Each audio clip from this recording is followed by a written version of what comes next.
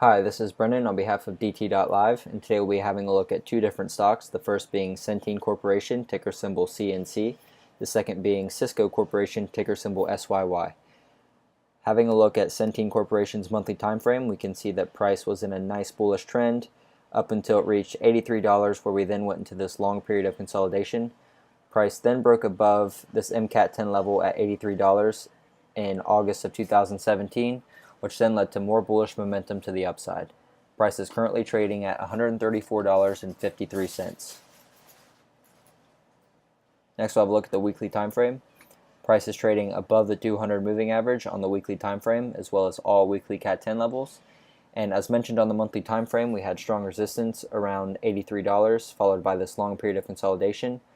Price then broke above this level, found resistance around the figure 100, retested this previous level of resistance at $83, found support, broke above the figure 100, and continued to the upside. Next, we'll have a look at the daily time frame. As shown here, price found strong resistance at the figure 100 multiple times before finally breaking above, retesting this level at the figure 100, finding support, and continuing to the upside. Price had struggled around $112 multiple times, but nonetheless found support, and we have since then had more bullish momentum to the upside. Now, on this stock, earnings is less than 2 weeks away, so it's best to stand aside and see what the earnings report shows. But bouncer is below 3, and this stock is looking quite well, and as you can see is respecting the 20 moving average very well.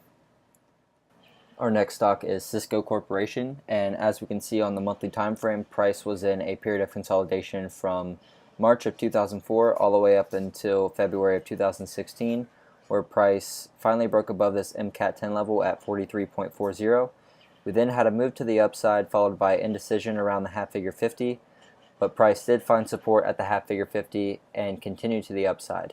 Price is currently trading just above the figure 70 at 70.74. Next, we'll have a look at the weekly time frame. Price is trading above the 200 moving average on the weekly time frame, as well as all weekly CAT 10 levels. Now, price on the weekly chart is not very appealing, but nonetheless, price has been creating higher highs, and this recent trend that we've had has been very linear. Next, we'll have a look at the daily time frame. Price is trading above the 200 moving average on the daily time frame as well, giving us a bullish bias on this pair. Price is also trading above the 50 and 20 moving average. And as you can see, price found strong resistance around $64, followed by this deep retracement.